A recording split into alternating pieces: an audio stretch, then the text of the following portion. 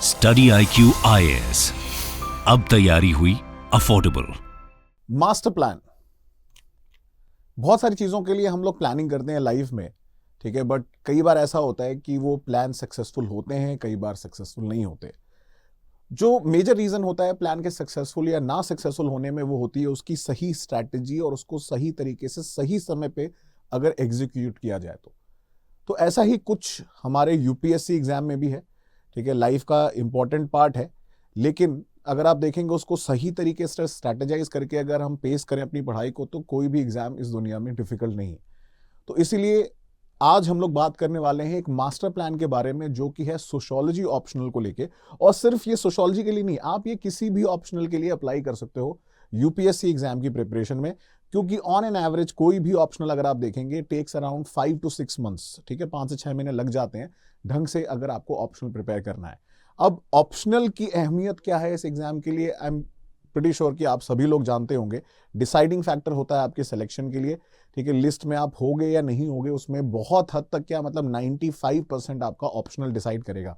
उसका मैं आपको एक एग्जांपल भी दूंगा, प्रैक्टिकल डेमोन्स्ट्रेशन करके भी दिखाऊंगा विद एविडेंस एंड प्रूफ कि कैसे ऑप्शनल का चूज करना, सही ऑप्शनल का चूज करना, चुनाव करना बहुत जरूरी है। साथ साथ उस ऑप्शनल में मेहनत करना और सही तरीके से सही टिक बॉक्सेस को, चेक बॉक्सेस को टिक करना भी बहुत जरूरी है। तो मैं हूं आपका दोस्त एजुकेटर दीपांशु सिंह, और मैं आपके लिए लेके आया हूं आज ये स्ट्रैटेजी सेशन, एक डिटेल्ड 5 मंथ प्लान कि कैसे हमें किसी भी ऑप्शनल की और खासकर सोशियोलॉजी ऑप्शनल की प्रिपरेशन करनी चाहिए। अब दिसंबर चालू होने वाला है, नवंबर खत्म ही हो गया है। तो बेसिकली जब मैं ये वीडियो रिकॉर्ड कर रहा हूँ, आई थिंक आज शाम तक या कल तक जब ये लाइव जाएगा दिसंबर चालू हो चुका होगा। तो अगर हम देखें तो हमारे पास ऑन एंड ऑफ 4.5 से 5 महीने ही बचे हैं बिफोर प्रीलिम्स एग्जामिनेशन, क्योंकि एंड ऑफ मई में एग्जाम है, लेकिन उसके पहले आपको ऑब्वियसली फोकस करना होगा प्रीलिम्स बेस्ड ओरिएंटेशन या प्रीलिम्स बेस्ड जो टॉपिक है उसके ऊपर फोकस डालना होगा। तो हम अगर ढंग से देखें, हमारे पास 4.5-5 महीने ही बचते हैं अगर आप आज ऑप्शनल की प्रिपरेशन चालू करते हो, ठीक है। और अभी से ऑप्शनल प्रिपेयर करना क्यों जरूरी है उसके बारे में भी अब हम बात करेंगे इस वीडियो में, जो कि है मास्टर प्लान, और मेरे साथ है master class with your educator Deepanshu Singh. तो आपके सामने कुछ मार्कशीट्स जैसी दिख रही हैं, ठीक है। मैं जानबूझ के आज इनको लेके आया हूं, ठीक है। उसका पर्पस सिर्फ ये है आपको दिखाना कि सिलेक्शन किस हद तक आपके ऑप्शनल पे डिपेंड करता है। और जब हम बात करते हैं जनरल स्टडीज की, ठीक है, जनरल स्टडीज देखिए क्या है, ये भी आपका सिलेक्शन डिसाइड करेगा, बट बहुत हद तक जो टॉपर्स होते हैं ना, जो वो 1000 लोग उस लिस्ट के अंदर होते हैं, अगर आप उनके मार्क्स देखेंगे, ठीक है, जो उनके मार्क्स हैं in your general studies paper, वो आप गौर से नोटिस करिएगा ऑलमोस्ट सिमिलर होते हैं। तो अभी हम एक प्रैक्टिकली करके देख लेते हैं, ठीक है। रैंक 1 श्रुति शर्मा जी के मार्क्स हैं यहाँ पे। अब इनके थोड़े कंपैरेटिवली ज्यादा हैं, 119, 128, 108 और 139, ठीक है। सिमिलरली एक और स्टूडेंट हैं, मतलब अब तो रिकमेंडेड नहीं थे उसको लास्ट टाइम, अगर हम पिछले इनकी मार्क्स देखें 2019 के हैं इनके, तो एक कंपैरिजन के तौर पे भी दिखा देता हूं। और इस बार के जो रैंक 6 है जिनकी, उनके बारे में भी बात कर लेते हैं, ठीक है। यक्ष चौधरी, तो इनके मार्क्स अब देखो 90, 111, 88, 117, ऑलमोस्ट सिमिलर मार्क्स हैं। सिमिलरली अगर इनका देखें 101, 91, 88 थोड़े ज्यादा कम रह गए यहाँ पे, और 120, ठीक है। एथिक्स के पेपर में लाना बहुत बड़ी बात होती है 2019 में। तो प्रतीक एक मार्कशीट है इनकी, 2019 में इनका सिलेक्शन नहीं हुआ था, ठीक है। अगर आप देखेंगे सिमिलरली यहाँ पे एक मार्कशीट है 2020 की यक्ष चौधरी की, जो इस बार सेलेक्ट हो गए, लेकिन उनके अगर आप मार्क्स का कंपैरिजन करेंगे, इनका भी सिलेक्शन 2020 में नहीं हुआ था, और इस बार जो रिकमेंडेड है उनके बारे में आप देख सकते हैं। तो आप तीनों की मार्कशीट कंपेयर करिए, ठीक है। श्रुति शर्मा जी इस बार सेलेक्टेड है, रैंक 1 है, ठीक है, लेकिन जीएस में जो मार्क्स हैं, जो लास्ट टाइम नॉट सिलेक्टेड था उसके बराबर ही है। मैं इसको इरेज कर देता हूं आप लोगों को दिखाने के लिए, ठीक है। आप इनके मार्क्स देख लीजिए, ठीक है। आप इनके मार्क्स देखिए, इसके मार्क्स देखिए आप प्रतीक के, और आप श्रुति जी के मार्क्स देखिए, ठीक है। चारों लोगों के मार्क्स, तीनों जो चारों सब्जेक्ट के मार्क्स हैं इन तीनों लोगों के, अगर आप ध्यान से देखेंगे ऑलमोस्ट सेम लेवल है। डिसाइडिंग फैक्टर क्या था? डिसाइडिंग फैक्टर था ऑप्शनल, ठीक है। हिस्ट्री में शी स्कोर्ड 150 प्लस 156, ठीक है। सीधे सीधे आप देखो 150 प्लस 156, 300 प्लस नंबर। यहां पे देखिए सोशियोलॉजी 119, 114 कम रह गए काफी ज्यादा। पिछले साल के मार्क्स यश चौधरी के, ठीक है, आप देखिए 143, 109, पेपर 2 में काफी कम रह गए, बट फिर भी इट्स नॉट बैड मार्क्स 252। तो एक है आपके 233, 252, 306।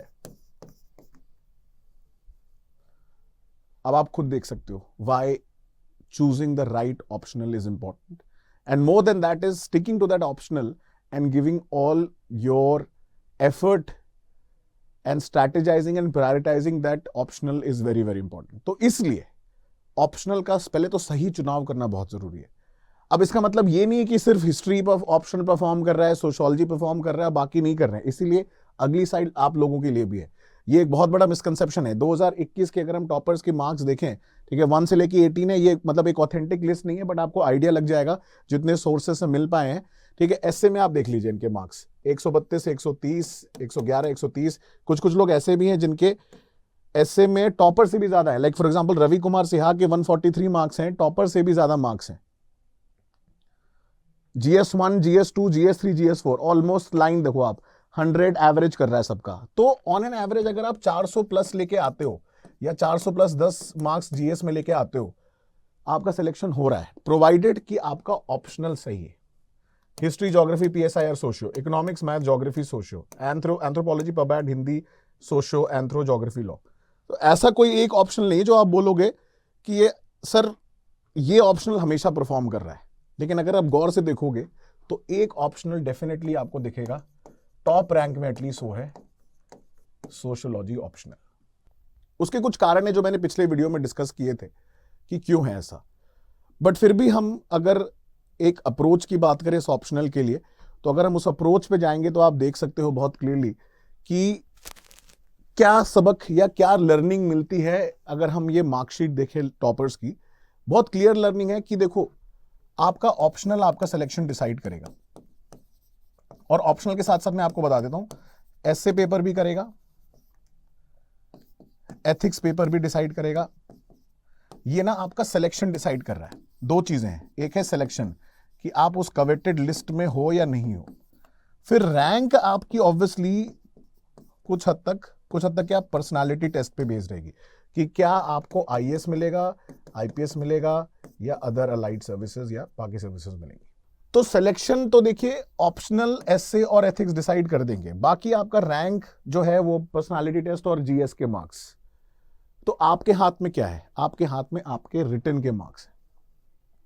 मैं पर्सनली ऐसे 2 टॉपर्स को जानता हूं जो मेरे पुराने स्टूडेंट रह चुके हैं, जिसमें से एक हैं जिनके इंटरव्यू में बहुत कम नंबर थे, लेकिन फिर भी उनके ऑप्शनल में और रिटन मेंस में इतने ज्यादा नंबर थे कि he still got into the IAS and got his home card also. Of course, I cannot name them, but these people are inspiration कि अल्टीमेटली देखो पर्सनालिटी टेस्ट उस दिन का गेम है। उस दिन हो सकता है आप बहुत अच्छा परफॉर्म करो या किसी कारणवश आप उतना अच्छा परफॉर्म नहीं कर पाओ। तो सिर्फ एक दिन की प्रिपरेशन या एक दिन के परफॉर्मेंस से आपकी पूरी साल या 2 साल की प्रिपरेशन को जज नहीं किया जा सकता। वो ऑलरेडी आपका प्रीलिम्स मेंस में जज हो जाता है।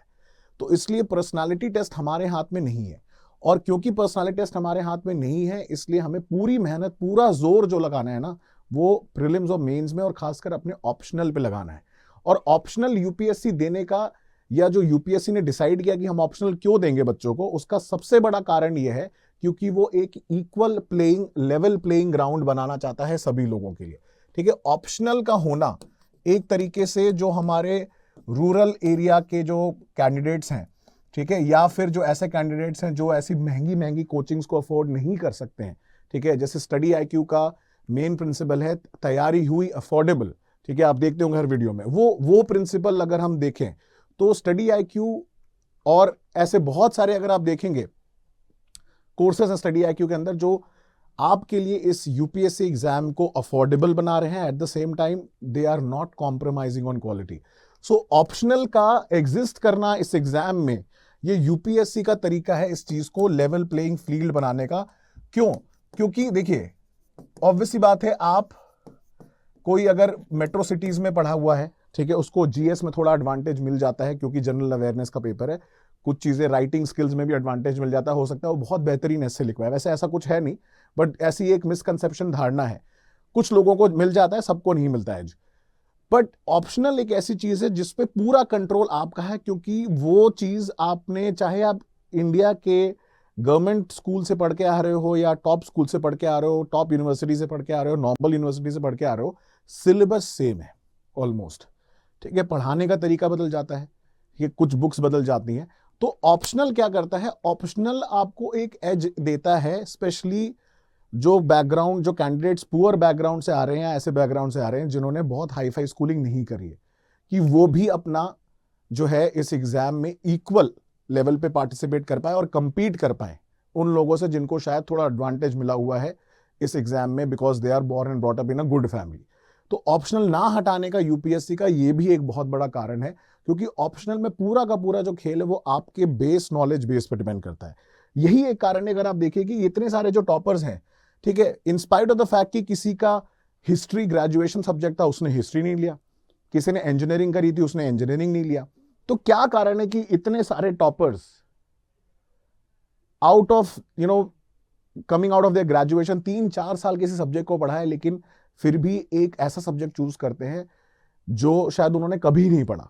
उसका रीजन है सिलेक्शन, क्योंकि अल्टीमेटली ये एक एग्जाम है, ठीक है, और इस एग्जाम में सिलेक्शन लाना है, पीएचडी नहीं करनी है पहली चीज तो, ठीक है। आपको सिलेक्शन इंश्योर करना है, आपको यहां पे पीएचडी नहीं करनी है, आपको मास्टर नहीं बन रहा सब्जेक्ट का, ठीक है, मास्टरी नहीं करनी है।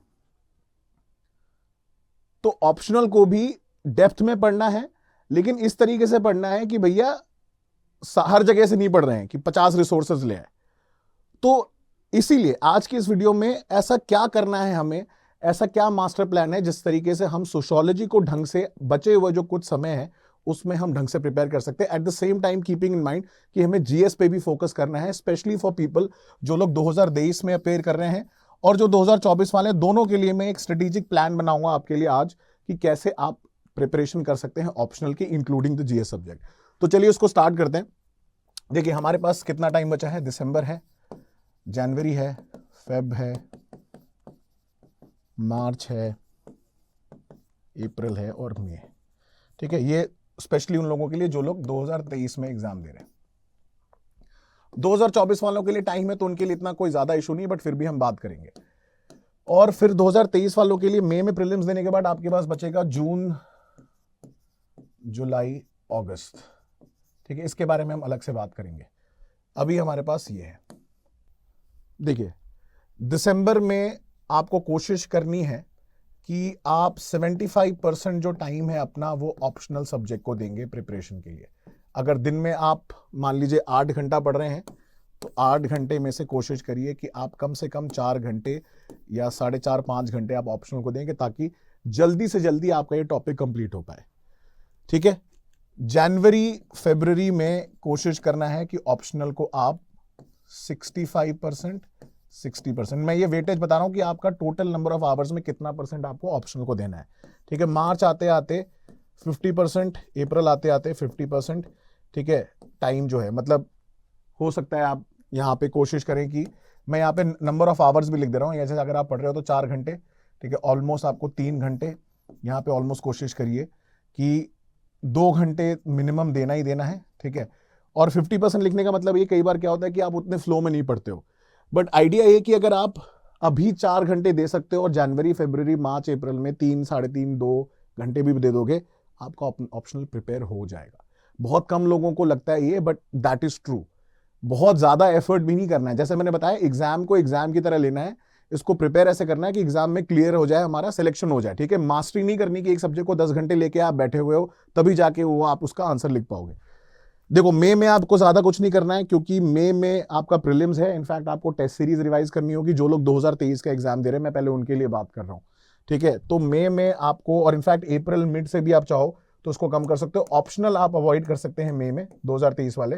फिर जब ऑप्शनल आपका जब प्रीलिम्स हो जाएगा, एक 3-4 दिन रेस्ट लेने के बाद आप क्या करिए कि जून से जुलाई में, ठीक है, पूरा एफर्ट लगा के आपको ऑप्शनल को ढंग से रिवाइज करना है, ठीक है। आंसर जितने ज्यादा आप लिख सकते हो, आंसर राइटिंग करनी है, ठीक है, आंसर राइटिंग अभी नहीं भी हो पा रही है तो अब अगर आप 1-2 आंसर भी लिखोगे एक हफ्ते में फिर भी चल जाएगा, लेकिन जून जुलाई अगस्त में आपको जम के आंसर राइटिंग करनी है।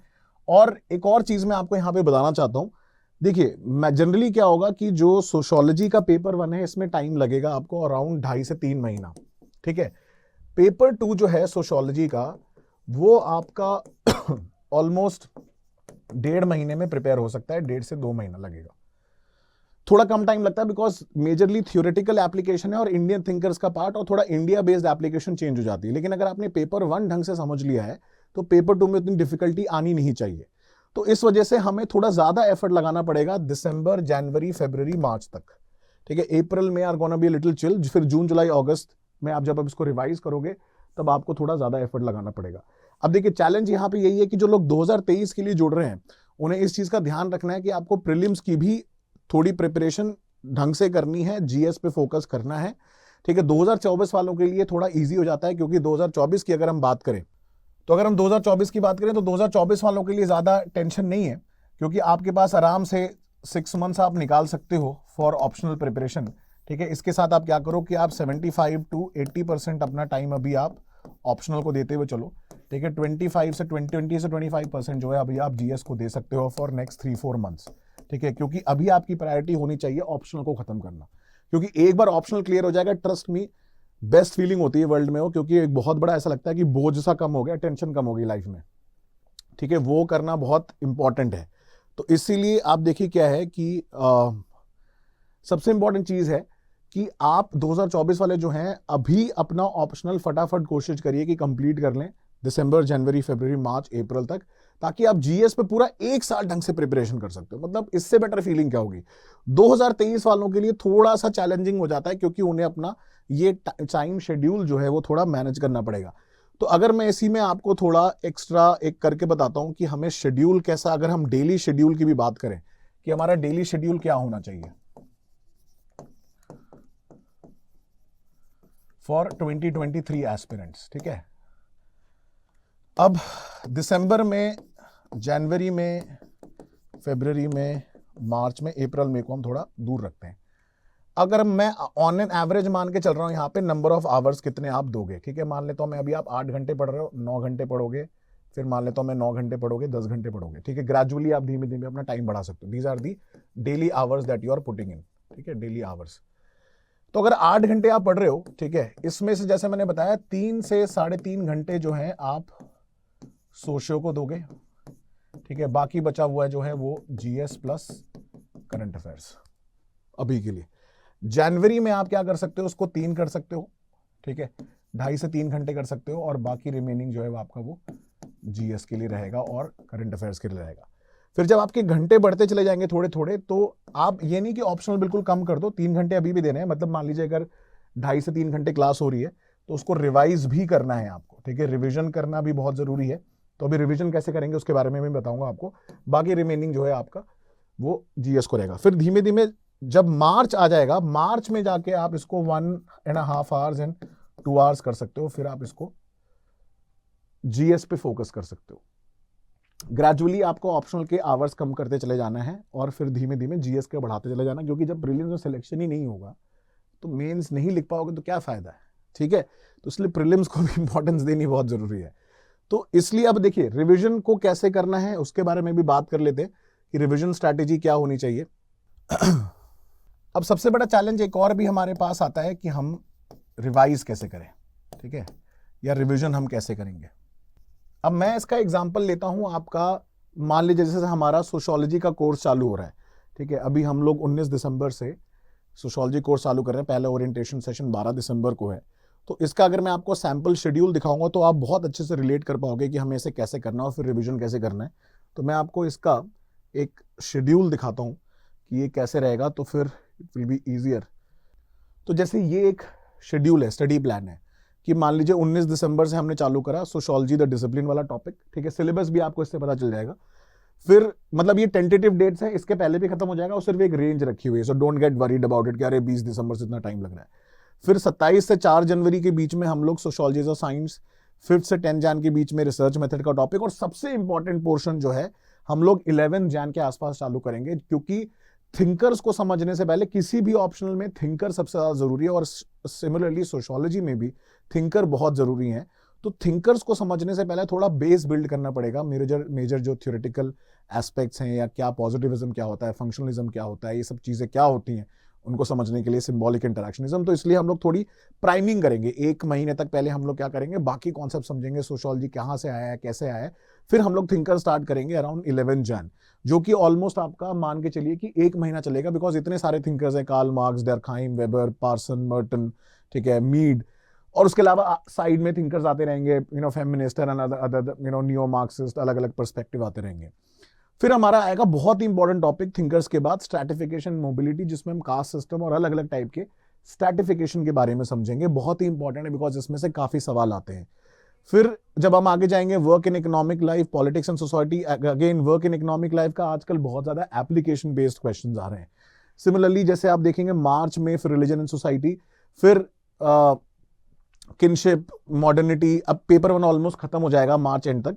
फिर पेपर 2 हम लोग चालू करेंगे मार्च एंड में, फिर वो अप्रैल में जाएगा। फिर अब देखिए इसमें जो टाइम लगेगा मेजरली, वो टाइम लगेगा हमारा इंडियन पर्सपेक्टिव में, और अगेन जो इंडिया में कास्ट सिस्टम है उसके अलग अलग पर्सपेक्टिव, लाइक दुमो, बितेल, ठीक है, अलग अलग वेरियर एल्विन ने क्या बोला, उनकी थ्योरीज पे, और इनके बारे में भी समझना बहुत जरूरी है। तो अगर हम ये देखें तो ये एक सैंपल शेड्यूल है, जो आने वाले सोशियोलॉजी कोर्स के साथ आप एक तरीके से गाइडेंस भी ले सकते हो। आप ये पीडीएफ डाउनलोड कर सकते हो स्टडी आईक्यू की वेबसाइट से जाके, कि आप अपने हिसाब से भी इसको फाइन ट्यून कर सकते हो। मतलब जनरली एक क्लास का स्ट्रक्चर होता है, तो 5 महीने का आइडिया लेके आप ऑलमोस्ट, जैसे ये कोर्स खत्म हो जाएगा by the end of April, first week of May तक, ठीक है। उसमें कुछ एक्स्ट्रा सेशंस हमने रखे हैं फॉर डेडिकेटेड कोई डाउट रेजोल्यूशन है, या मतलब कोई मेंटरिंग सेशंस हैं, उसके लिए कुछ एक्स्ट्रा टॉपिक्स भी हो गए।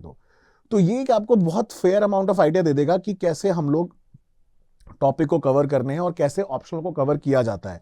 अब इसमें जो मेजर चैलेंज आता है, जैसे मैंने बताया कि रिवीजन कैसे करना है, तो रिवीजन पे अगर हम आ जाएं कि how should we plan revision, तो जैसे मान लीजिए आपने अभी 19 दिसंबर को क्लास करी, ठीक है, फिर 20 को करी, फिर 21 को करी, ठीक है, ऐसे 19, 20, 21, 22, ठीक है। मान लीजिए अब उस दिन जो भी वीकेंड पड़ रहा है आपका, ठीक है, या तो एक ये स्ट्रैटेजी हो सकती है कि आपने सुबह जैसे मान लो 1 से 4 PM क्लास हुई। अब ये जो लोग क्लास ले रहे हैं उन लोगों के लिए भी वैलिड है, जो नहीं भी ले रहे हैं वो अपने हिसाब से टाइम चेंज कर सकते हैं, ठीक है। 2.5 घंटे क्लास हुई, आधे घंटे का डाउट सेशन है। अब आपको शाम को टाइम मिला, तो उसको आप रोज अगर 30 मिनट्स भी रिवाइज कर लोगे डेली, तो आपके लिए सफिशिएंट है, क्योंकि डेली करने में क्या है, डेली में कम समय लगेगा। बट वहीं पे अगर आप वीकेंड पे इसको रिवाइज करोगे, वो भी आप कर सकते हो, लेकिन उसमें फिर क्या है, आपको 1 से 2 घंटा लग जाएगा रिवाइज करने में, क्योंकि फिर पूरे वीक की क्लास होगी। तो ये दोनों स्ट्रैटेजी आप फॉलो कर सकते हो। और अगर रिवीजन नहीं करोगे, तो मैंने आपको पहले भी बताया, एबिंगहॉस कर्व होता है, 1 दिन बाद, फिर 2 दिन बाद, 3 दिन बाद, ऐसे ना इंफॉर्मेशन फ्लैट लाइन पे 0 हो जाएगी। अगर आपने जो मैंने पढ़ाया, और ये हर सब्जेक्ट के लिए वैलिड है, 1 महीने या आपने मान लो 20 दिन नहीं रिवाइज करा, तो फिर आपके लिए वो इंफॉर्मेशन जब आप दोबारा पढ़ोगे, पहले दिन जो पढ़ी थी वो ऑलमोस्ट 0 के बराबर हो जाएगी। तो डेली नहीं तो ऑल्टरनेट डे, नहीं तो वीकेंड पे revision is critical for at least for optional तो है ही, क्योंकि ऑप्शनल में जो है आपका बिना रिवीजन तो सिलेक्शन नहीं होगा, और आप आंसर भी नहीं लिख पाओगे। जैसे बहुत सारे लोग आंसर राइटिंग की बात करते हैं, इस प्रोग्राम में जो हम सोशियोलॉजी ऑप्शनल का हमने लॉन्च किया है, ठीक है, जो स्टडी आईक्यू पे चालू होने वाला है, उसमें डेली आंसर राइटिंग होगी, जिसको मैं भी रिव्यू करूंगा। एक एक्सपर्ट टीम ऑफ मेंटोर्स होंगे जो उसको रिव्यू करेंगे। जब आप लिखोगे तभी सिलेक्शन होगा। इस एग्जाम में कितनी भी नॉलेज आपके पास है, आप तभी इस एग्जाम को क्लियर कर सकते हैं अगर आप उसको प्रेजेंट कर सकते हैं एक स्ट्रक्चर्ड फॉर्मेट में टू द एग्जामिनर। उसको क्या पता कि आपको क्या पता है, आपने अगर 250 वर्ड में नहीं लिख पाए, जस्टिफाई नहीं कर पाए 150 वर्ड में या 250 वर्ड में, तो फिर क्या फायदा। तो इसीलिए ये प्रोग्राम आपके लिए बनाया गया। और जो मैंने स्ट्रैटेजी सेशन लिया, आप ये कोर्स लेते हो नहीं लेते हो बात अलग है, ठीक है। आप इसमें आते हो तो बहुत अच्छी बात है, नहीं भी आते हो तो वो आपके लिए as somebody who wants to strategize and prepare for this exam and prepare this optional, it's critical कि आप एक स्ट्रक्चर्ड तरीके से इसकी तैयारी करो, जैसे मैंने आपको बताया, ठीक है। तो ये चीजें थी जिसके बारे में आपसे बात करना चाहता हूं। उसके अलावा जो लोग इस कोर्स को ज्वाइन करना चाहते हैं, उनको बस मैं एक ब्रीफ दे दूं कि 400 से ज्यादा लाइव आवर्स जो लेक्चर्स होंगे, कंप्लीट नोट्स मिलेंगे पीडीएफ के, बिफोर क्लास भी मिलेंगे और आफ्टर क्लास भी मिलेंगे, with extra handwritten and annotation जो मैं एक्स्ट्रा क्लास में पढ़ाऊंगा। उसके साथ साथ answer writing guidance programme, PYQ हम सारे सॉल्व करेंगे ताकि आपको आइडिया रहे। और सोशियोलॉजी की बेस्ट बात पता है क्या है, क्वेश्चन आते हैं डायरेक्ट। आप बोलोगे सर ये तो सारा पढ़ा हुआ आ गया, डिफरेंस आएगा उसको प्रेजेंट करने में, और यही जो है आपको डिसाइड करेगी आपका सिलेक्शन। उसके अलावा एक मेरे साथ आपको हमेशा एक एडवांटेज मिलेगा कि मैं अपनी हर एक टॉपिक में करंट अफेयर्स को लिंक करके पढ़ाता हूं। हर एक चीज जो है करंट इश्यूज से लिंक्ड रहेगी, और उसके साथ डाउट क्लियरिंग तो खैर रहेगा, वो तो पार्ट है इसका। फिर उसके अलावा कभी कभी अगर मुझे लगता है कि हम एक्स्ट्रा सेशन ले सकते हैं। और जो मैं एक चीज आपको और भी बता दूं कि इस कोर्स में या सोशियोलॉजी के लिए सबसे बड़ा चैलेंज क्या होता था कि कोई फिक्स्ड रिसोर्सेज नहीं, कुछ सिलेक्टिव बुक्स थी, और पेपर 2 के लिए तो बिल्कुल भी नहीं है। बट इस कोर्स में आपको वो टेंशन की जरूरत नहीं है। आप इस कोर्स के अलावा आपको कोई बुक, कोई नोट्स की जरूरत नहीं है, चाहे वो इग्नू हो, चाहे वो हरलंबोस हो, चाहे वो कोई बुक हो, चाहे वो रिट्जर हो, सबका एमालगमेशन इस कोर्स के अंदर आपको मिलेगा।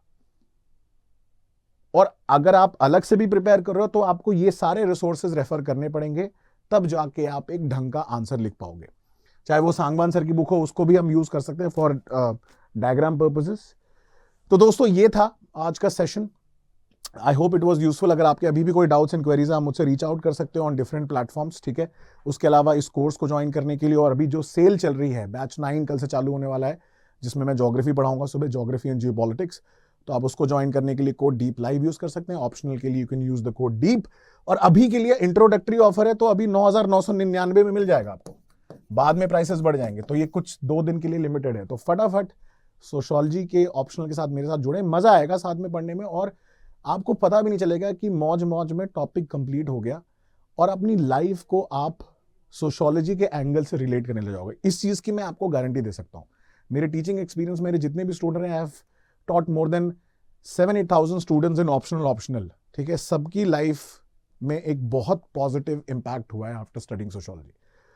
तो आशा करता हूं आप मेरे साथ जुड़ेंगे इसमें। और उसके अलावा आप मुझे मेरे टेलीग्राम चैनल, मेरे वेबसाइट पे फॉलो कर सकते हैं। उसमें आप मेरे सारे जितने भी सोशल मीडिया हैंडल्स, उसका प्रोफाइल आपको मिल जाएगा। मैं मिलूंगा आपको तब तक अगले वीडियो में। थैंक यू सो मच दोस्तों, एंड ऑल द बेस्ट। जय हिंद।